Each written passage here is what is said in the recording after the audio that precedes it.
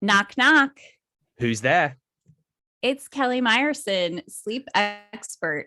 Kelly Myerson. Welcome to the show. It's very formal of me. Kelly Myerson, use your whole name. How are you today? I'm good. We can leave the formalities there. We can be less formal as we talk about sleep today. I'm doing very well. Perfect. Well, I love that. I love the less formal. We're gonna dive into it. So before we do that, everyone listening, you'll notice that Kelly kicked off by saying that she is a sleep expert, and we're going to dive into sleep. So for everyone that's a regular listener will know that we're doing a little bit of a series on sleep because I just had so many people I wanted to talk to, and I had to pick a few. So here we are in part 2 of our sleep series. So we're going to dive into that in just a sec. But before we do that, we're going to definitely talk a little bit about Kelly. So I'm just going to share with everyone, with all of you listening today, a little bit of your background and why you're here today to chat. So Kelly's an author, a podcaster, a speaker, a coach, and a sleep expert who will cultivate space for you to emerge from stress and overwhelm to lead to the savior of life of your dreams. So that is pretty an epic statement. I love it. Occupational therapist with 20 years experience, and that background in occupational therapy has given you a unique perspective on development and the human condition, and we're going to tie that into obviously sleep and how that affects us and the human condition. So I'm really excited to hear your take on it and how this aligns with obviously everything we do at the Nock Academy, because I know sleep's a massive part, and I know all of the busy parents that are overwhelmed and stressed out and burnt out that are listening not only are looking for ways and support to get moving more and feel great, but also part of that is how well are we sleeping, how well are we managing sleep. So super important. I'm really pleased and honored to have you on the show, and we're going to dive straight in, and I'm going to ask you a big question. I love a big question. Go for it. So when it comes to busy parents, everyone tuning in, our membership base at the Nock Academy, why is sleep such a vital part, or something that's so important to have a handle of as the adult, as the parent, and then also from our child's perspective? Like, why is it such a big thing, and how much impact does it have on our overall life? Absolutely. I think the first thing that immediately comes to mind is like our mental state, that when we're sleep deprived, we're less patient for our kiddos. They melt down, we melt down with them, which is never the great way to go, but we've all been there. I am a mom, so I do understand, and I have suffered from sleep deprivation in the past. And I know one of the best things that I can arm myself with is a great night of sleep, as a foundation for overall health and well-being and self-care. And so when we give ourselves great sleep, we're more available for our kids. We have more ability to use our frontal lobe of our brain and go less into the more, primitive systems in our brain that just want us to eat junk food and sit in front of the TV. So I know for you, that means you're not going to feel like moving your body, which is also very essential for your health and well-being.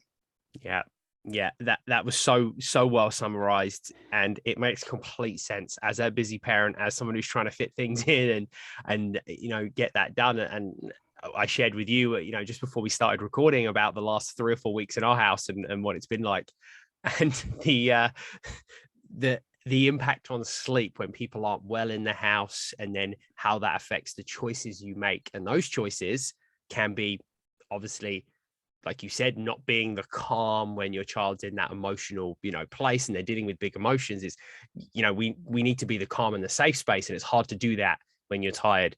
It's hard to fit your workout in. It's hard to move. And when we move, we feel better, and, we can approach that situation.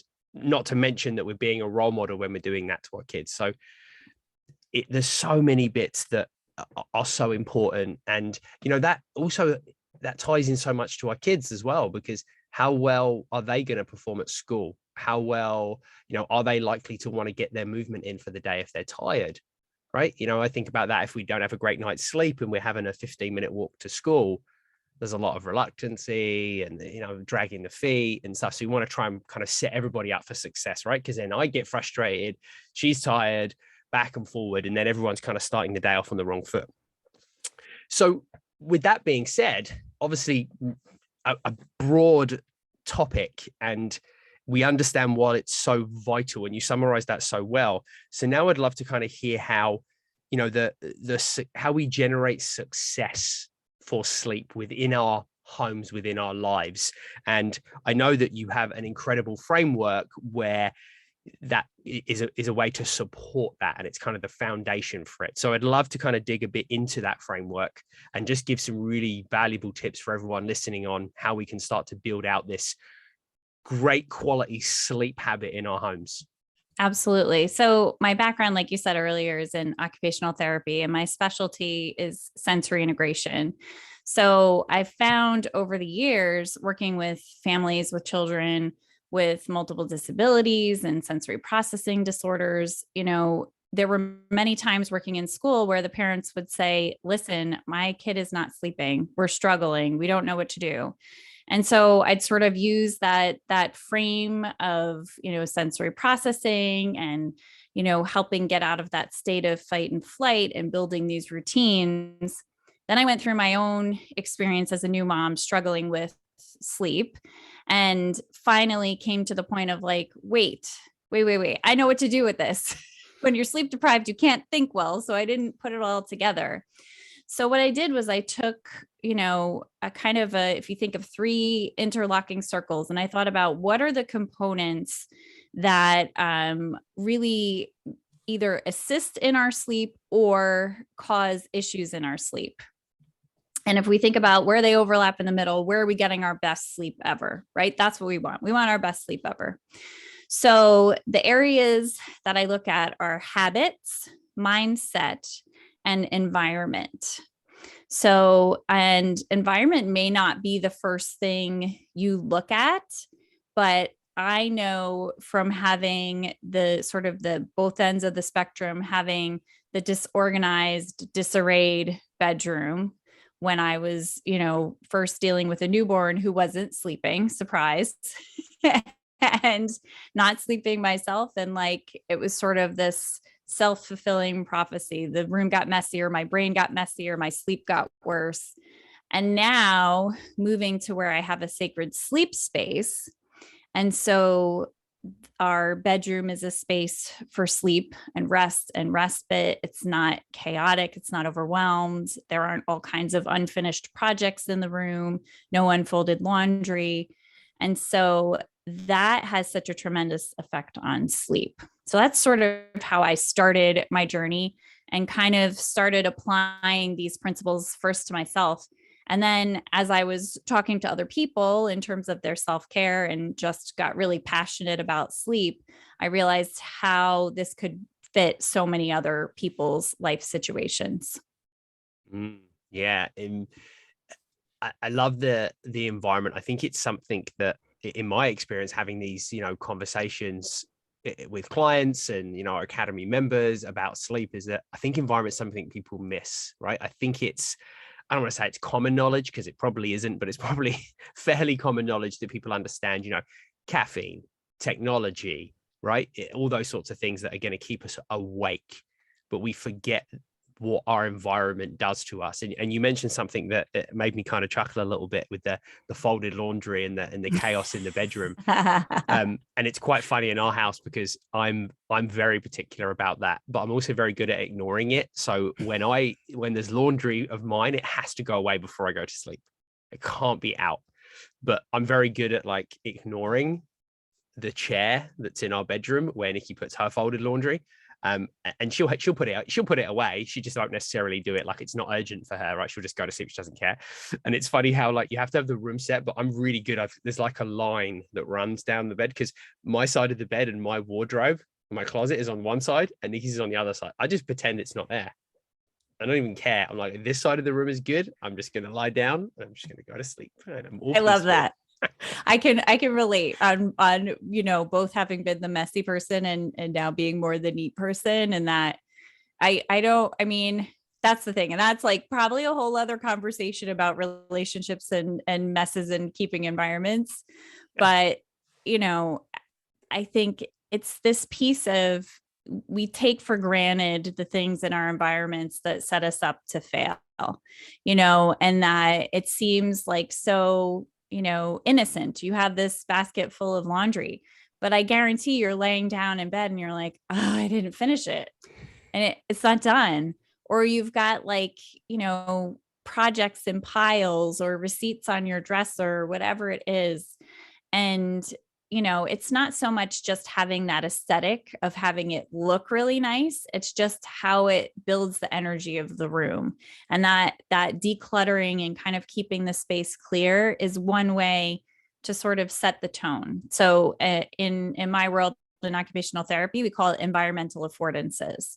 So when we're working with children, we're trying to set up spaces to kind of get what we want. For you, for fitness, you need the environmental affordances of like, you can't work out in the middle of a tiny cramped room with all kinds of bookcases and things on the floor.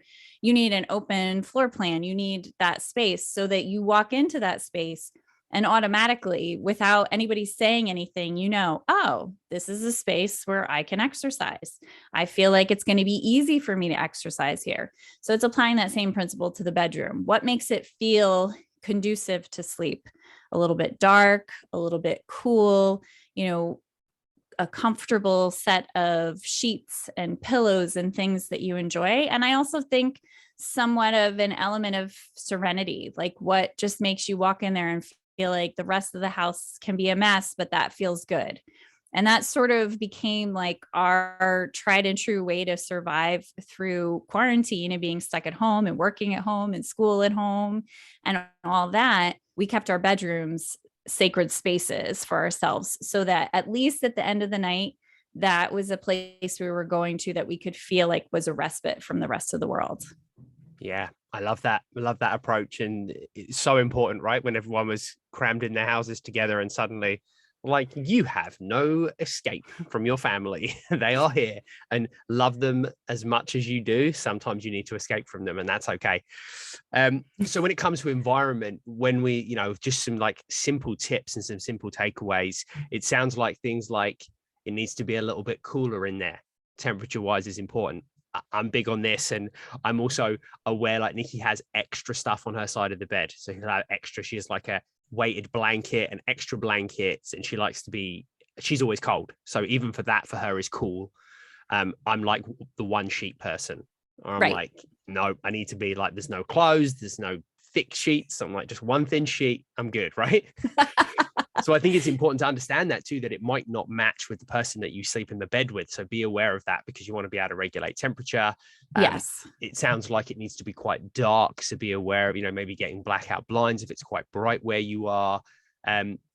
This is another one that I do, and I'd love to hear your thoughts on it, is also some noise, some white noise as well, which is something that we're big on. We live in a townhome, so you can hear lots of things going on, especially when like I go to bed at 9:30. So people are still up, right? So white noise is key. Is that something that is always recommended for environments or not? Definitely. Yeah. You want to make sure there's nothing that's going to sort of trigger your nervous system. Right. So white noise sort of gives you this sustained sound. It's very soothing. And you can play with any kind of white noise you want. They have white noise machines. You could play it on your phone. I think the really important part there is that whatever the sound is that it's consistent and subtle, but it can get to the point where, you sort of anticipate and your brain hears the white noise machine and it has that extra little trigger. Oh, it's time to sleep. And so setting that routine and that intention. And I also wanted to go back to what you were talking about with the bedclothes and the difference in preferences.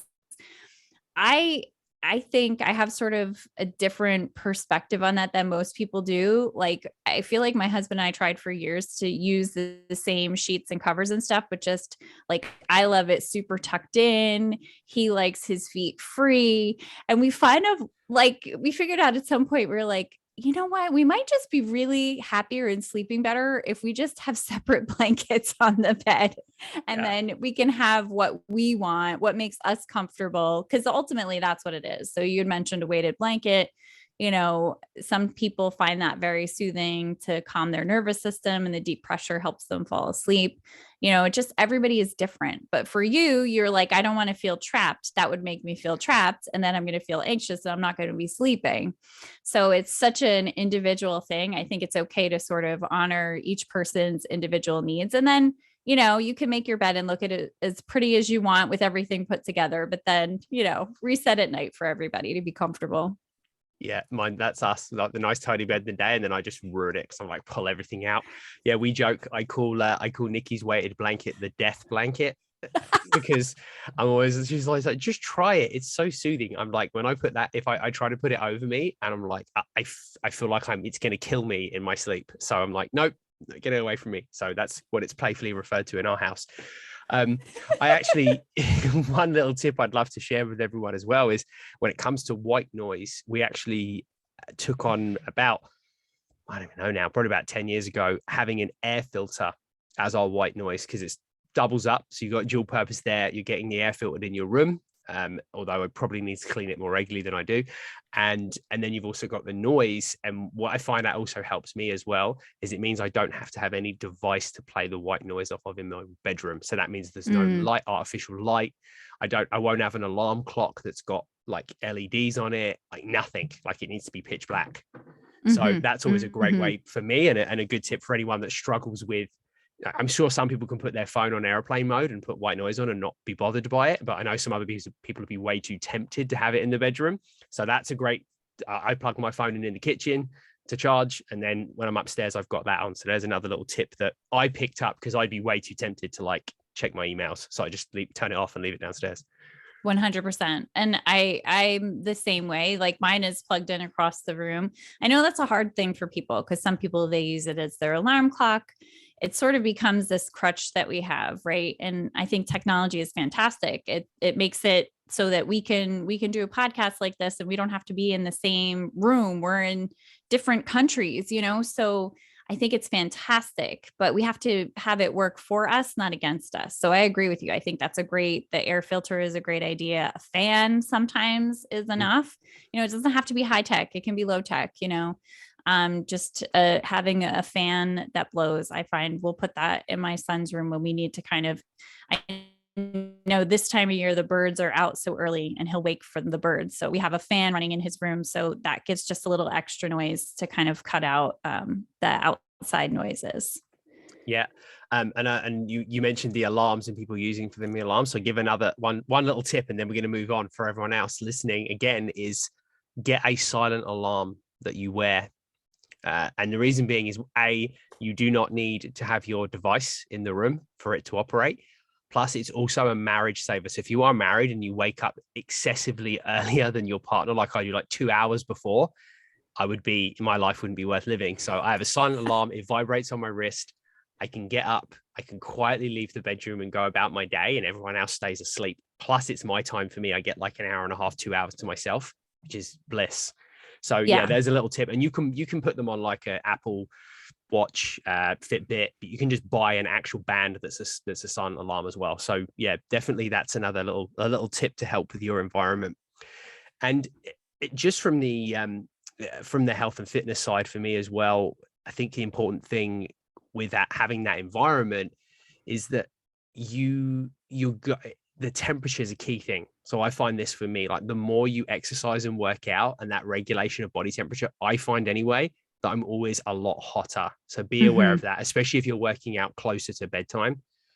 Ooh, yeah, let's talk about that. Yeah, some people do. I personally don't, not after midday for me typically, but some people do. And then the temperature, I find it sometimes hard to regulate my temperature. I feel like I'm hot all the time. And I think it might have something to do with it. So that was just something else I thought about. But yes, we'll definitely get into that because I think that's a key point of the habits that we're going to dig into. Yeah. So let's that was kind of covered really well on the environment and why it's so important, and obviously that crosses over to our kids and us as parents. What about those habits and how our habits in everyday life kind of lead us to that good quality or the best sleep that we're ever going to have? Yeah. So I think just like for you with fitness, like an excellent fitness plan is really built on all those good habits, right? And creating habits that become a routine, that become something that just flows. So there are some habits that definitely people know about, and maybe some that aren't as aware of. So the first one that people might not be aware of that you just brought up was the exercising too close before bedtime. So the recommendation is to stop exercising like high impact. If you're going to do yoga or something like that, stretching, it's probably fine, like 4 hours before bedtime. Because if you think about it, when you're working out, how do you feel? You feel really good. Your body temperature rises. You've got lots of energy. So you don't want to be doing that close into bedtime. So in order for us to fall asleep, our core body temperature drops a couple degrees. So that's why you want to keep your bedroom cool, because you don't want to make yourself too warm. And why, somebody might be struggling with falling asleep because their temperature is too high.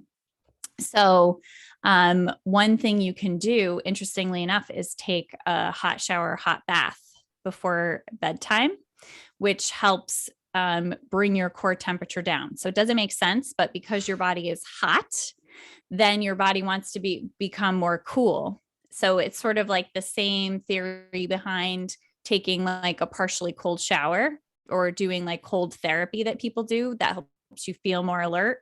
It's sort of in the moment you're cold, but then your body rushes to warm itself, which makes you feel more revitalized. So it's sort of the opposite effect. So that's one, trying to not exercise 4 hours before bedtime. Another one, which you mentioned earlier, is caffeine. And caffeine is sort of one of those insidious things. And you could be having a cup of coffee at 11 o'clock in the morning, and it could still be with you when you go to bed at 9 o'clock at night. So it just depends how sensitive your body is to caffeine. It can still be there 12 hours after you've finished it. And decaf is not no caf. So that's another thing people might not realize. So a decaf cup of coffee still has a small percentage of caffeine. We don't know how much exactly. It varies, coffee bean by coffee bean, but you could still be accumulating caffeine in small doses. And the problem with caffeine is that it sits in the receptors that are there to kind of accumulate this buildup of sleepiness over the course of the day that sort of gives you this feeling and this natural like wind down. It's getting dark, I'm feeling sleepy. And then you sort of wind down and go to sleep. So that's sort of the natural state. But what caffeine does is it sort of hides in there so you don't feel the sleepiness, right? But then when the caffeine wears off, you get this like knocked over with sleepiness. So you don't want to have too much caffeine. Now, I'm a coffee drinker, but I know I can have my cup of coffee in the morning and I'm fine. But anywhere after 12 p.m., I'm going to be partying all night long. I'll be like ready to take on all of these great ideas. And sometimes it's not like that physical. It's just mentally like my brain is just going.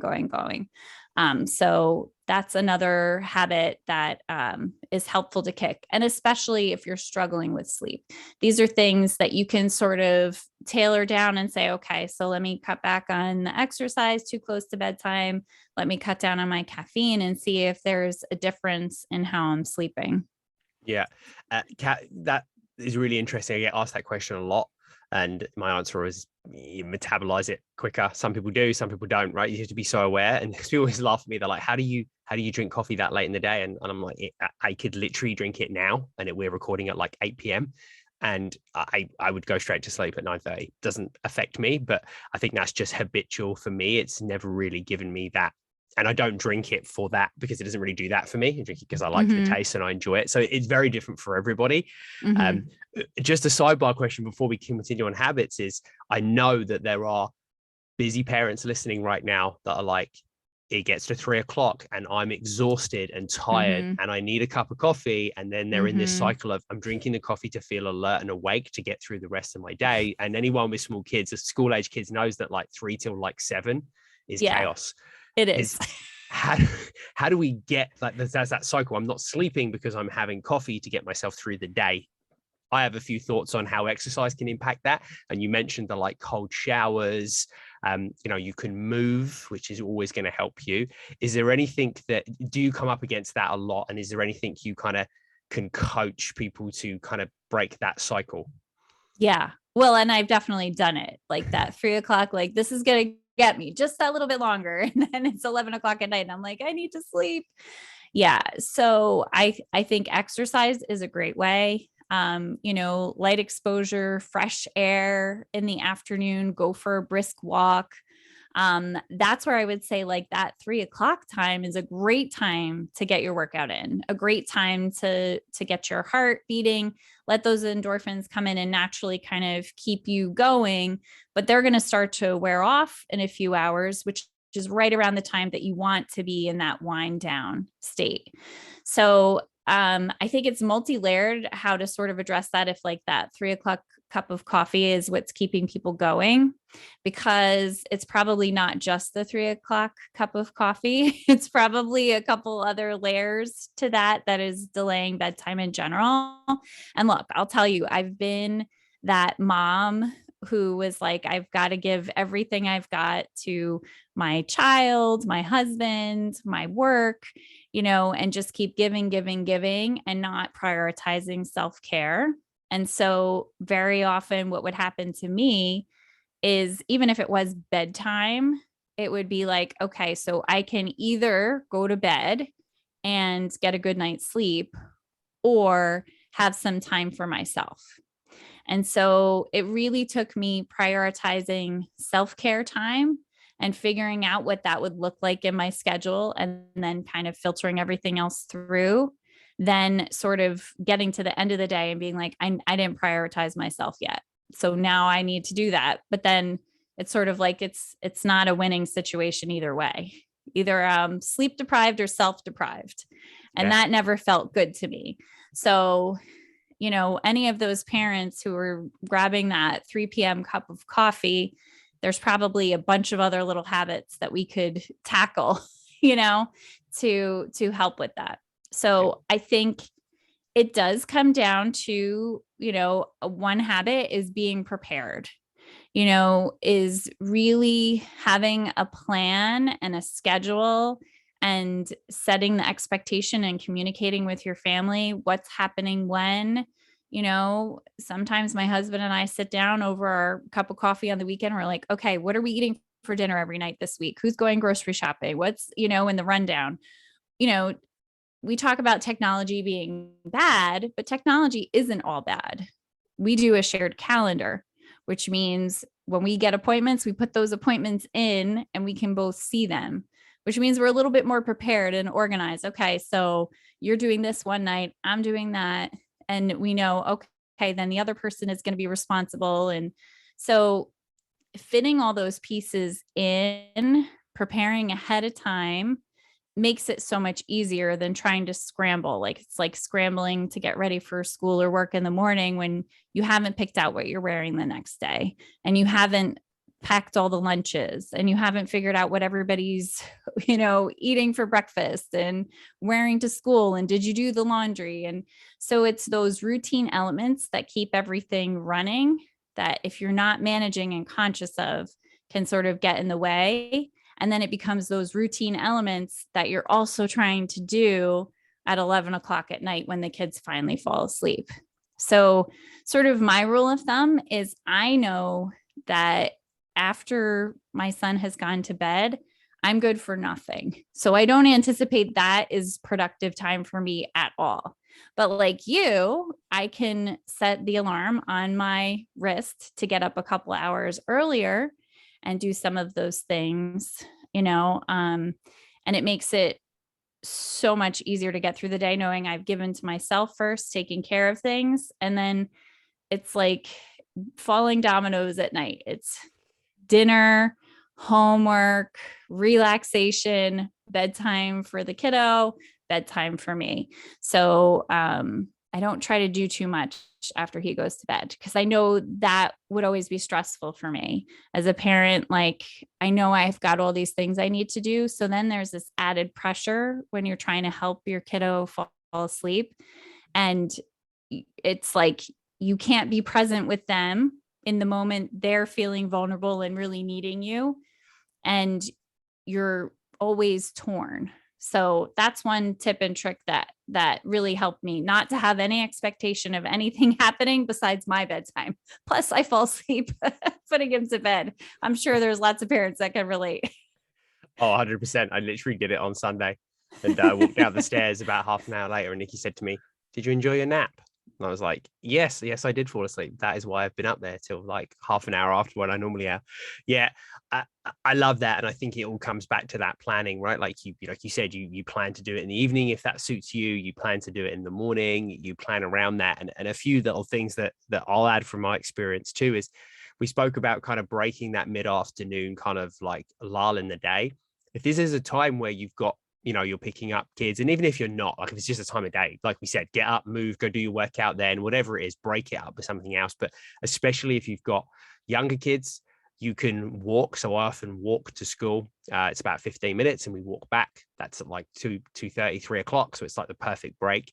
But remember that we'll be talking about this from a parent standpoint, but remember your kids are going to have exactly the same thing. They're going to have that lull in the afternoon. Everyone is going to get that like post lunch. They're leaving school. They've had a busy day, right? They've emotionally it's tough and they're finding outlets for that. So do it with them. Maybe you pick them up, maybe you don't walk or you can't walk. So maybe that's when you do a family walk or you take the dog out. Or one thing that we love in our house is to put like the Disney like dance challenges on at that time of the day. Get home from school, we did it today. We put like, the would you rather games, whatever it might be. And you can just YouTube stuff. There's millions of them. And that sort of thing goes well, especially when your kid loves Disney. It's a little bit of that time. It's kind of like screen time, but it's not because they're moving. And it's also 4 hours before bedtime, so it's a perfect time window. So I think there's a way to incorporate that stuff. And sometimes we just come down to the basement and I'll do my workout and she'll do that, or we'll do it together, depending on how the day's panned out. So I think there's so many ways that you can be a role model at the same time as getting something for yourself, right? So there's a little bit of self-care and you're supporting your child in that as well. So we went off a bit of a tangent there, but that's okay because it was all relevant. Okay. Was there any other kind of habit points that, kind of stand out for you, in just regards to other, I think we pretty much touched on most things, but maybe there's some other ones. I would say the other big thing, and especially you mentioned earlier, screen time with kids, that, you really want to reduce screen time like 2 hours before bedtime, particularly for kids, because the light that comes off of the screen is very stimulating to the brain, even though it doesn't look that way, maybe on the outside, but it makes it difficult for the brain to be ready to fall asleep. So it's better to get that early morning light exposure that sort of sets like this alarm in your body. Your body is amazing the way it's designed. So it gets light in the morning and it's sort of like, okay, so 14, 16 hours later, it's going to be time to go to sleep, time to wake up, time to go to sleep. So when we're giving ourselves artificial light and all of the stimulation that we're getting, it's sort of creating this false sense of needing to stay awake. So stopping screen time a couple of hours before bedtime, kind of using quieter voices, lower lights, helps to set the tone for the nervous system to be ready to fall asleep and give sort of that step down. That's a hard one. I know for a lot of people, some people like to read, some people like to watch TV. What I'll say to you is if you're struggling with sleep, give it a go. And if you find that you're still struggling with sleep, that the taking the screen time away very consistently, looking at all those other habits, didn't work, then you might have another issue at hand and you might want to go speak with someone who can either look at the levels in your blood or look at your hormones. There could be all kinds of things contributing. You might want to talk to a medical doctor about. But if you have habits that are barriers for your sleep, take some time and remove that habit and see if it gets better. For kids, absolutely 100%, you don't want them watching screens before bedtime because it's just way too stimulating. And I know we've all had the experience of like you bring them up to bed and they're just too wide awake. Yeah.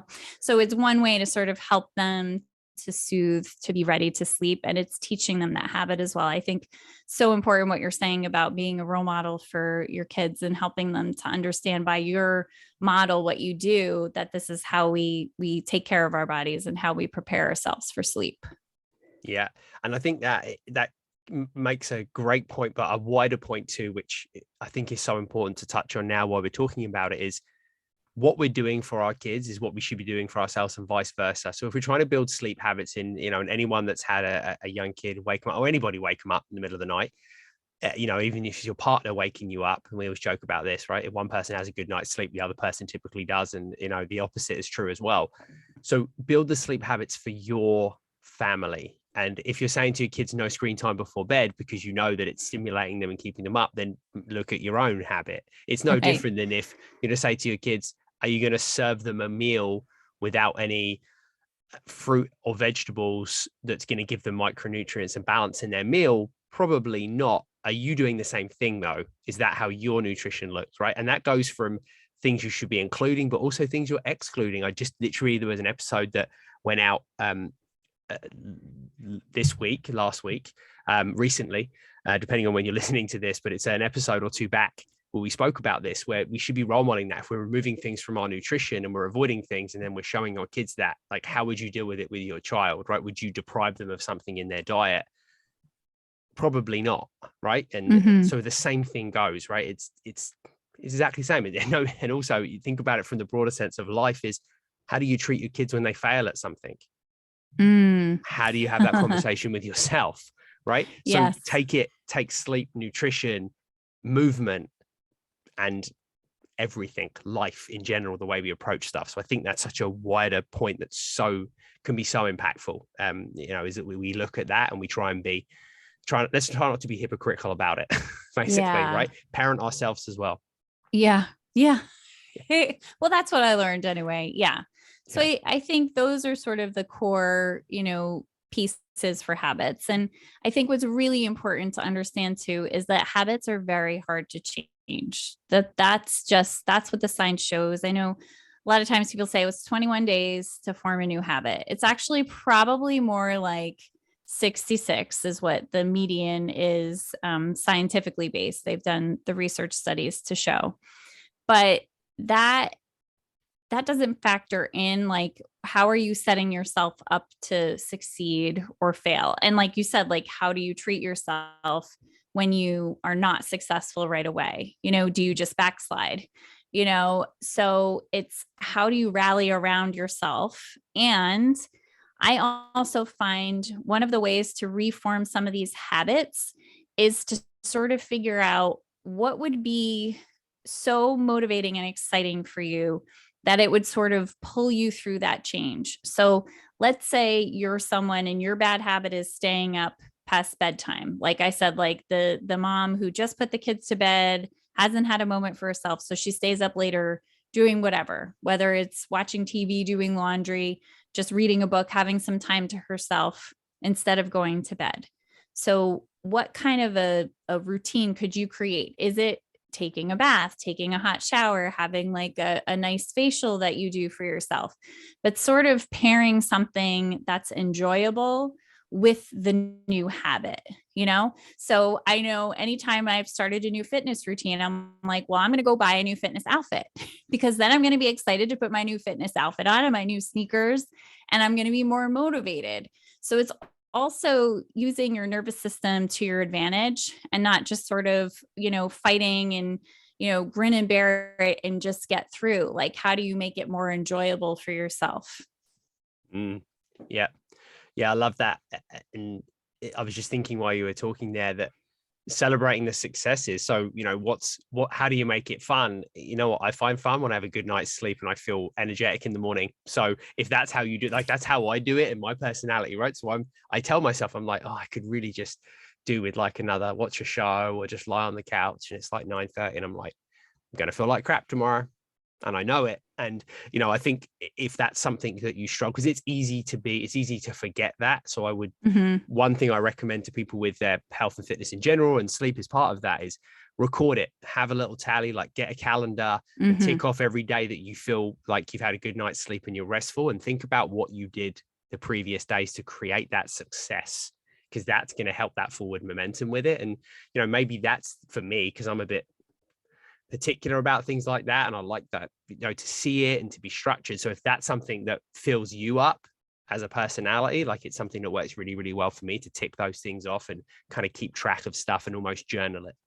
Yeah. And I think treat yourself too, so what is like something that you really, it's a great idea to just like create a joy list. Like that for me was something that was so good for self-care. Like, what are the things I enjoy?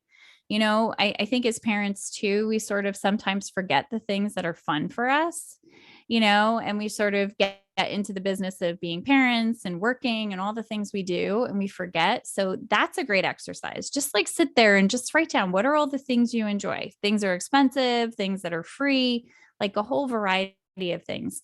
And then like look at that list and be like, where could I plug those things in my day so that I'm also treating myself? So I'm not feeling so deprived that I'm like going for the thing that's going to give me like the quick hit and the quick fix, right? Which is sometimes that 3 p.m. coffee, honestly. That's been me. Like, this will feel really good in the moment. I know I'm going to regret it, but I haven't done anything for myself today. So here comes my cup of coffee. So, anyway. Yes. No, I hear that. And who doesn't want a delicious cup of coffee in the afternoon? Because I definitely do. Fortunately, as I said, it doesn't keep me up. So I'm gonna be very grateful for that. So they're really great, some great practical tips. And I think everyone listening, tuning in today it's gonna resonate with them on some level. They're gonna realize there's something in their routine and their habit. And being able to shift that. And we've done many episodes in the past on the show. We spoke about kind of habits and how we kind of reform that, and how it's a lot about mindset and how you kind of view yourself as, are you a type of person I'm the type of person that goes to bed on time, right? And you have to sort of shift that whole kind of persona of who you are. And that leads really nicely into, part of the framework, which is mindset. And how it's a massive factor in the quality of sleep we get. So I'd love to dive a little bit into your kind of view on the mindset and how it links into sleep. Yeah. So I think a lot about, being someone who sort of falls on the higher side of anxiety, and, you know, someone who feels like very pulled by creative projects. Like when I get into something and I'm really excited about it, like I just go and I kind of lose track of time and space and everything. So I affectionately call people who struggle with mindset like the busy brains. Like you lay your head on your pillow and it's either your worries are running through your mind or your newest ideas are running through your mind. And I always find the problem for me is if I haven't given myself the time to write about how I'm feeling or write out my ideas, and I go to bed without having done that during the day, that seems to be a problem for me. So they're kind of two different issues, right? So let's talk about the person who's going to bed feeling very stressed out or very anxious, or they have legitimate things that are going on in their lives that are very stressful for them. And so when they put their head on the pillow, they can't fall asleep and they don't understand why, because they're exhausted, right? So your brain waves have a lot to do with your ability to fall asleep. So people might have heard of the delta brain waves. That's when you're asleep. So there's 5 brainwave states. Right above delta is theta, and that's that sort of sleepy, dreamy, like you said, you're sitting on your couch and you kind of feel that sleepiness. You're like, I could watch another episode, but I'm really feeling sleepy, so I'm going to go to bed. That's like your body's signal and that step down. It's also the feeling, just as a side note, that people feel when they're drinking like a glass of wine. That very, very fun feeling, although the natural theta state is very different from the wine state. And we can talk about that too. But so that happens. And above that is alpha, which is sort of our quiet, alert state, probably the state that you and I are in now. We're learning, we're receptive, we can, follow conversation. Above that is beta, which is what the state that you're in when you're exercising, when you're at a concert, that kind of thing. And above that is high beta. And that is more stress, fight or flight. Okay. So if you kind of imagine these 5 brainwave states that we've just talked about, and you're getting into bed and you're at high beta, that's where your brainwave activity is at. You've got so far to go before you fall asleep. So don't do that. So if you're in that state, that's not a time to lay down and try to fall asleep, because it's going to take a very long time. And it's sort of going to make you feel more stressed out, because we've all felt that, where we just can't fall asleep, and we're, kind of looking at the clock, figuring out how many hours we could sleep if we fall asleep in 10 minutes or 20 or an hour. So a wind down time is really important for people who are in that state. So we talked about, stopping that screen time 2 hours before bedtime, lower lights, quieter voices. So what you're really trying to do is affect your central nervous system, bring yourself to a state of calm, because you're in your sympathetic nervous system. And for sleep, you need to be in your parasympathetic nervous system. So that sympathetic is that fight, flight, fright we've heard people talk about, and all the things that are not happening in your body because you're not in the parasympathetic. Parasympathetic is rest, digest, your body's rejuvenating itself. So taking that 2 hours, so if you're going to stop your screen time and taking that time to wind down, to do some journaling, to do some yoga, some deep breathing, have some tea, read a book, anything you can do to just kind of calm your nervous system, and then get into bed, when your nervous system is a little bit more calm. Better to be at the state that we're in, at that alpha state, and get into bed and take a little bit longer. But if you're in that high beta, that's not a time to try to fall asleep. And so the other side of that equation, were like more the entrepreneurial, creative brains who have just been going 100 miles an hour all day, lots and lots of ideas, lots of things, but haven't really had any stillness, is to introduce some stillness. So whether you're doing that half hour, 2 hours before bed, and sitting and brain dumping all the ideas that you have in your head, everything that's on your mind, your grocery list, if you're like me, there's like 15 different things going on, 15 different windows open, writing all of them down. That process of actually writing them down sort of removes that need for you to keep them present in your brain, and you can kind of let it go. And I would also say introducing some stillness at the beginning of the day, so that before you start your day, you're sort of giving your body and your brain that time, because your brain wants that time to kind of be able to percolate these ideas. But if you're never stopping, you can't do that. So that's sort of my tip and trick for people with mindset. And I think it also is about that mindset of self-care and prioritizing yourself. And so if that has become a struggle for you, then that might be an area that you want to address. So it doesn't seem like it would directly relate to sleep, but it really does when it comes down to it. I really like that. The idea of the stillness, that's me, like 100 miles an hour all the time. From kind of, the working brain, the entrepreneur, and, kind of juggling all of those things. So that totally resonates with me. And when you said it, I just kind of joined up a few dots. And so my little tip on that is move in the morning. Now, I'm not talking about something massively intense, nothing where there is a huge amount of concentration, because you want to be able to kind of work through some thoughts. Walking is the best choice. So for me, I get up, I walk the dog normally at 5 in the morning.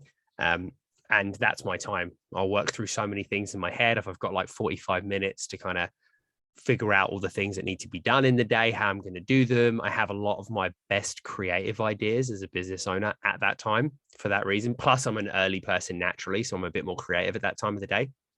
So yeah, that would be my tip. If you've got a dog, it probably needs to be walked more, because all dogs probably need to be walked more. So get up, take your dog out, get that time, clear your head, and kind of prep yourself for your day. And that really makes, and it doesn't have to be every day. Maybe it's not every day. Maybe it's whenever you can fit it in. And, or maybe it's, some light kind of cardiovascular exercise. You could, if you've got a treadmill, jump on the treadmill, the bike, just do something rhythmical, because I find that helps as well.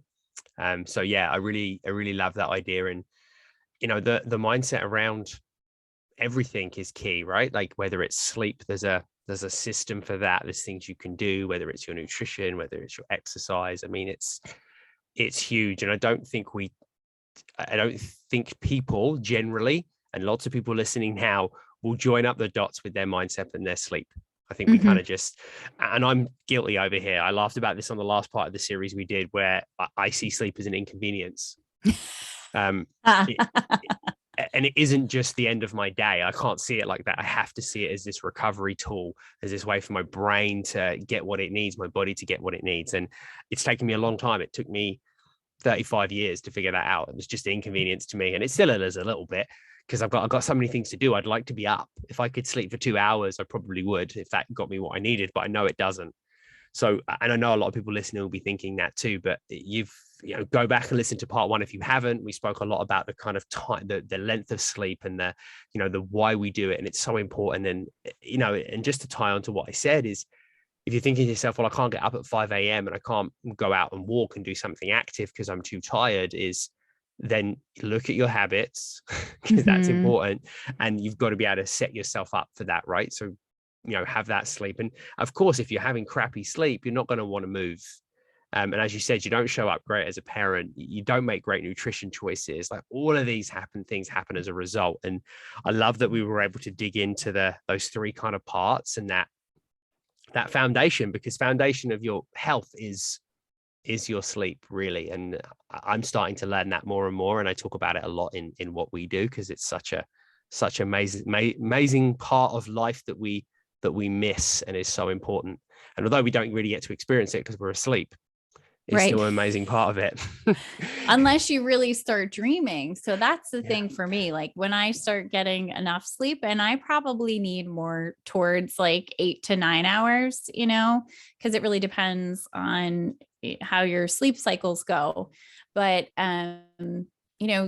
it's kind of a cool thing if you can start to get some, and this is going into a whole different realm of sleep, but if you can kind of get some control over your dreaming, you can be working some of your ideas. And the science actually shows that, I'm trying to pull the specific data on it, but like, they did some research on professional musicians who would actually like play a piece, and then they would take a nap, and then they would play it again, and they would play it better.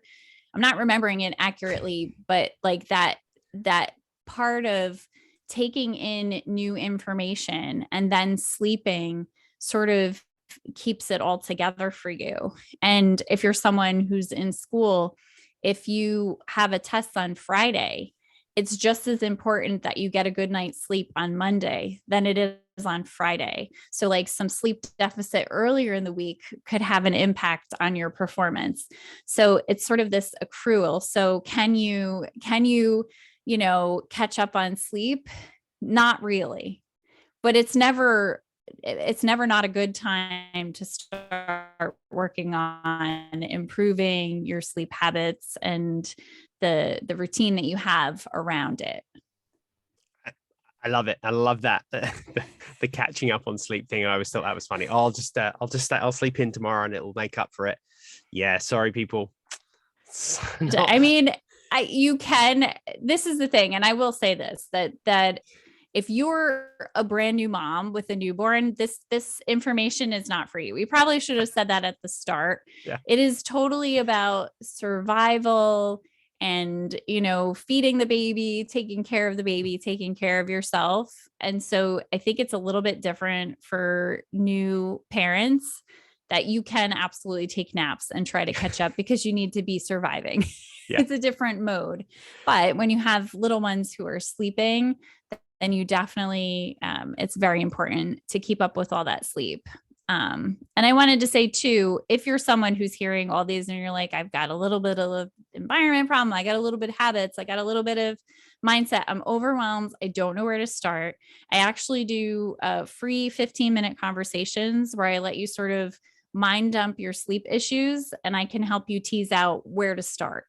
Because I've often found, using my background in occupational therapy, if I can find that one little piece that would make the biggest impact in the beginning for you, the rest will sort of fall into place. So it's figuring out what is that main underlying issue. And so I help people do that. I love it. And anyone listening that's been coached by me will be laughing, because that's exactly the approach, right? We got to find that big thing, start making that little bit of difference, and the other things fall in place, which is so true when it comes to any of our wellness. So I really appreciate you sharing that to finish up. And I will also make sure that the link for that is in the show notes. So if you're listening right now and it's not safe to take any notes down or what have you, just going to go over one click, you'll be able to contact Kelly, and you'll be able to book that call. You'll be able to find out more about her. It's all in the show notes ready for you. Listen, this has been incredible, Kelly. I really appreciate your time, sharing your expertise. Do you have any final thoughts or final snippets or a one sentence piece of advice for those busy parents that need to prioritize sleep in their world? I think if you're listening to this, just stop for a minute. As long as you're not driving, close your eyes, put your hand on your heart, take a deep breath, and know that you are not alone and you're doing a great job. That, we can absolutely dive into all these things we can improve upon, but that certainly doesn't mean that you're not already good enough. Love it. Thank you. Great way to end. And listen, everyone that tuned in today, we appreciate you listening. We hope you got some great points, which I know you did. So, there's definitely going to be some re-listens. Go back and get some of those points, write them down. And hopefully there's a few little key takeaways that you can just implement. And that's what it's all about. Implement those little things, celebrate the wins in that. That's your sleep, your health and fitness, whatever that looks like. And, listen, busy parents, busy people, busy humans, sleep is just one part of the puzzle, but it does have such an amazing impact on the food choices we make, the exercise habits that we build, and all things linked into that. So it's going to make a big difference. So get out there and start implementing some of those things as soon as possible and start just enhancing that sleep experience for you. Please share with anyone that you love and care about that you think needs to learn a little bit more about sleep. And remember to tune in a few weeks' time to hear part 3 of the sleep series. And we are talking sleep a lot this month. So we appreciate you listening. That's it for today. Kelly, thank you so much. Thank you, everybody. And we will catch you on the next episode.